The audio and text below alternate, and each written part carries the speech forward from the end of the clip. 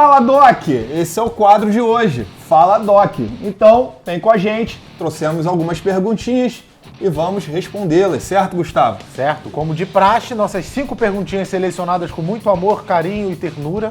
Muito fofo, né? E, então vamos lá. Primeira pergunta, Race Citizen. Eita! A galera tá criativa nos nomes. Fala Marombas, quero saber o efeito da maca peruana e seus estímulos. Fala Doc. Maca peruana, sim. Maca peruana tem aí seu dita ação, né? Que estimula a produção endógena de testosterona.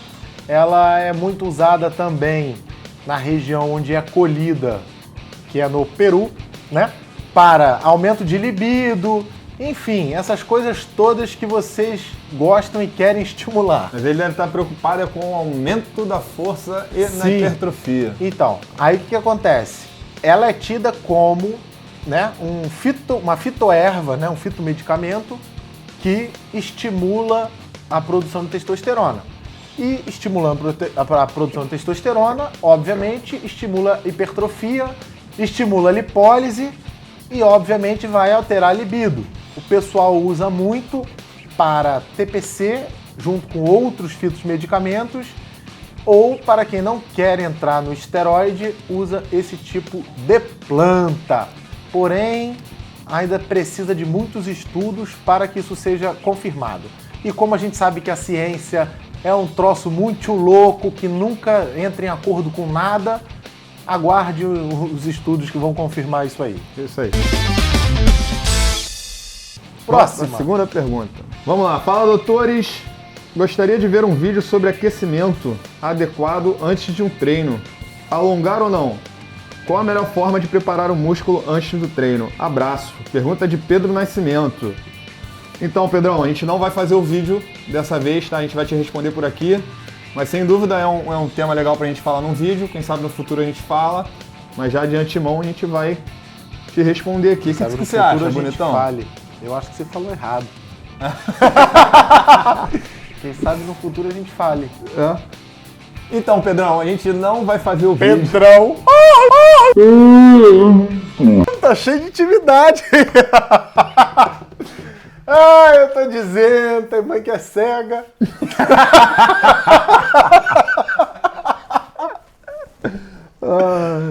Então, Pedro, a gente não vai fazer o vídeo dessa vez, vamos te responder aqui pelo quadro. Mas tá? é um bom tema, né? Mas é um bom tema pro futuro a gente gravar. Um futuro mais próximo. Tem uma linha prática que diz que deve alongar antes do exercício e tem uma linha que diz que deve alongar depois e tem outra que diz que depende do exercício. Se for utilizar uma necessidade muito elástica do músculo, como uma ginástica olímpica, um negócio desse, é diferente de você fazer um supino.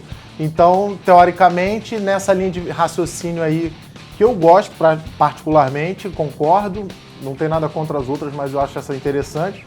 Se você vai fazer um exercício que exija mais da musculatura, você alonga, senão, acho que antes não há necessidade. Mas isso é uma visão, assim, de concordar ou não com a teoria, né? Yeah. Na prática mesmo, você vê vários outros tipos de pensamento. Pois é, assim, o Pedro, realmente tem essa questão, defendendo os seus lados, né? Acontece o seguinte, é que se você alongar antes ou depois, e a gente está falando de alongamento, que é diferente de treino de flexibilidade, tá? Isso tem que ficar bem claro, não vai nem te ajudar, muitas vezes não vai nem te ajudar, mas também não vai te atrapalhar. Então, assim, você vê a galera que, por rotina e porque o cara gosta, ele sente bem fazendo aquilo, passa a ser um ato preparatório para uma atividade, ele faz o alongamento e vai malhar. Não vai atrapalhar e também não vai ajudar. Então, assim, se o cara gosta, se o cara se sente bem, a gente defende que o cara faça, certo? Agora, se você pensar em especificidade, por exemplo, se o Gustavo falou aqui, se você sentar numa mesa de supino, qual é a melhor forma de você aquecer ali os músculos envolvidos, né? Peitoral, deltoide e tríceps? É você fazer um movimento próximo daquilo, tá? Pode ser o próprio supino com cargas menores. Se você vai fazer uma corrida, vai correr 5 km e você vai ver muita gente fazendo um aquecimento e antes do aquecimento fazendo o alongamento, tá? Então, se você se sente bem, cara, só o aquecimentozinho da corrida ele já te atende. Ele prepara as estruturas para a atividade fim, que seria a corrida. Mas o alongamento ele não vai ajudar e nem vai atrapalhar. Então, se o cara se sente bem, faça.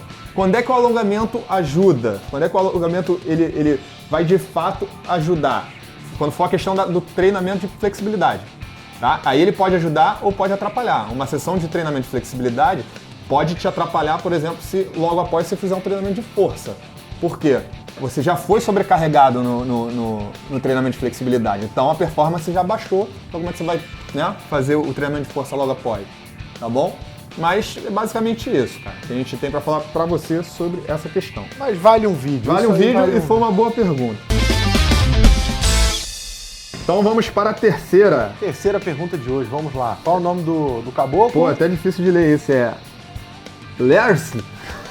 Nerso? Não, não é Nerso da Capitinga, não. Pô, filho, tá difícil. Tenta ler aí.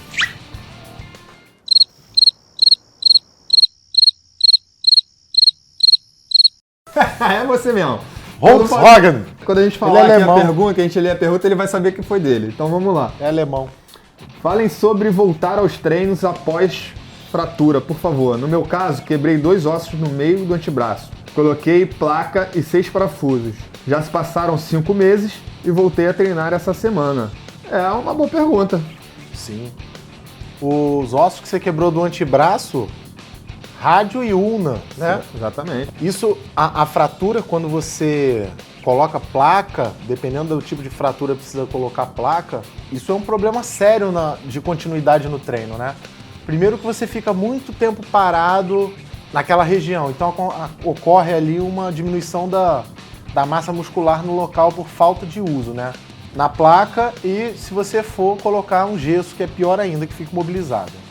Depois tem que fazer fisioterapia para poder voltar ao movimento, voltar à força, ter uma recuperação lenta. E depois, de qualquer forma, o que a gente vê acontecer bastante é da pessoa muitas vezes sentir dor em certos tipos de movimento, né? Por exemplo, você quebrou o antebraço. Na hora que você for fazer uma rosca, né? Barra reta, alguma coisa assim, se botar muita carga, fatalmente em algum momento ali na repetição você vai começar a sentir um desconforto ali no osso. É difícil você ter uma recuperação 100%, né? Até porque você vai jogar carga, fazer uma alavanca em cima de uma estrutura óssea que está ali comprometido, que apesar dela já ver uma calcificação ali, às vezes formar até um calo ósseo, e o que a gente vê na prática é isso, né? É isso. É ter essa dor. Então é difícil voltar, muitas vezes em alguns exercícios você vai ter que reduzir a carga, e aí é não forçar, lembrar sempre que dor é um sinal do corpo de que alguma coisa ali está estranha. E o legal dessa pergunta, eu estava pensando aqui enquanto você respondia, é que essa lesão ela envolve o trabalho de vários profissionais, tá? Você tem o ortopedista ali, o médico, né? Sim. Que vai estar fazendo a cirurgia e atuando no tratamento. No pós-cirúrgico, né? Você vai ter o encaminhamento pro fisioterapeuta, que vai fazer também ajuda, vai te reabilitar. Você vai ter o encaminhamento do profissional de educação física, que vai fortalecer todas essas estruturas. E a gente ainda tem ali, podendo entrar, a atuação do nutricionista, que com certeza com uma alimentação adequada, hoje a gente tem como suplementar colágeno, cálcio e vários outros nutrientes, vão te ajudar numa resposta muito melhor, ou seja, num retorno muito melhor para a atividade física que você pratica, certo? É verdade. Então, uma perguntinha só que você fez, simples, envolve toda uma questão. E eu nem entrei na questão do psicológico, né? Por exemplo, às vezes o cara faz uma fratura e ele fica ali com medo de fazer certas coisas e isso acaba sendo um fator limitante. Então, Sim. Talvez um psicólogo também poderia entrar nessa brincadeira aí. É verdade. Vamos para a próxima pergunta de hoje. Mande lá, Hector. Vamos lá. A pergunta é do Pedro Henrique. Ó, um nome comum. Quero saber sobre o óleo de coco. Se é verdade que ele emagrece ou é só história para boi dormir.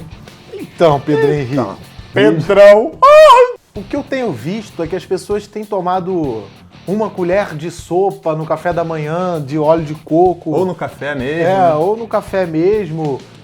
Colocando durante o dia, de 8 em 8 horas, como se fosse um remédio.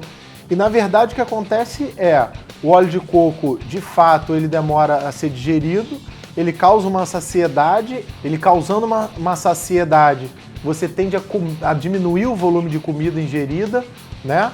Então você acaba comendo menos caloria, come menos, a tendência é você se fechar a boca e emagrecer, né?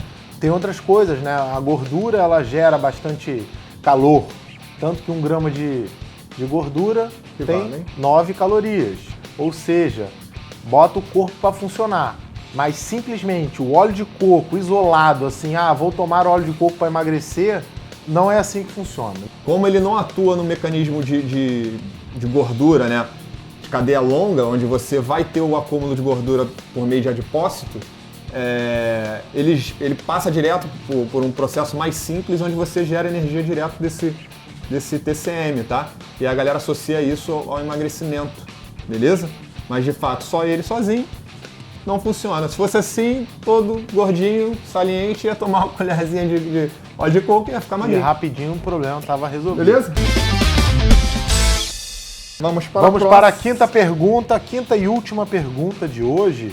Como é o nome do caboclo? O caboclo é Lucas Petrini. Tá bom também. Tá bom. Petrini. Deve ser italiano. Tu que gosta de um. Doutores, uma pessoa que toma anti-inflamatório ou antibiótico, por alguma razão, seja uma dor de garganta ou unha do pé encravada, pode ter resultados negativos em relação à recuperação celular? Ficou meio em aberto essa pergunta, mas como a gente fala de hipertrofia, eu acredito que sua pergunta seja se o anti-inflamatório atrapalha a hipertrofia e a recuperação muscular. E o antibiótico. E o antibiótico. Então, a hipertrofia ela é um processo inflamatório. É um processo inflamatório. Ela envolve interleucinas de inflamação. Temos aí cascata de ácido araquidônico, temos várias coisas aí. Portanto, se você toma um anti-inflamatório, você vai atrapalhar esta via sim. Portanto, você que adora tomar anti-inflamatório por nada e depois que sai da academia, vou tomar um anti-inflamatório que eu tô com dor, parabéns, você está estragando os seus resultados. Agora, lógico, a gente precisa separar as coisas. Se você está com alguma patologia e seu médico passou anti-inflamatório, você não vai deixar de tomar um anti-inflamatório, certo? Com certeza. Você vai tomar, mas seguindo as orientações dele, porque ele não fala assim, toma um anti-inflamatório. Ele fala o horário que você tem que tomar, a quantidade de miligramas por dia, quantas vezes na semana ou quantas semanas você vai tomar aquilo, só que as pessoas às vezes tomam por bel prazer e acaba até criando uma resistência, né? Então, antibiótico e hipertrofia, nunca li nada a respeito de interação entre os dois. Até porque ela vai agir em gamas de bactérias e nunca vi nenhum estudo falando que suplementação de bactéria aumenta a massa muscular. Ou que bactéria Ou seja, X você está tomando tá Yakult. Mas você vai fazer é matar o Yakult que você tomou. Daqui a pouco ele vai escrever, posso tomar Yakult no pós-treino? Poder pode, filho. Ué, por que não? Toma. Toma não, bebe. É isso aí, moçada. A gente fica por aqui. Curtiu o vídeo? Então vai lá e curte, se inscreve no canal, escreve pra gente. Vai escrevendo que a gente vai respondendo na medida do possível. E de resto, vocês já sabem, tá com dúvida? A gente tira! Você toma? Não, eu bebo. E sobre o antibiótico? E sobre o antibiótico? O homem não toma, tu sabe disso, cara. Pô, o homem bebe. Então, vamos lá, voltando aqui pra pergunta. Não vai fazer o vídeo, mas a gente vai te responder por aqui, por esse canal, por esse episódio, por esse quadro. Então, Pedro, a gente não vai falar, tá?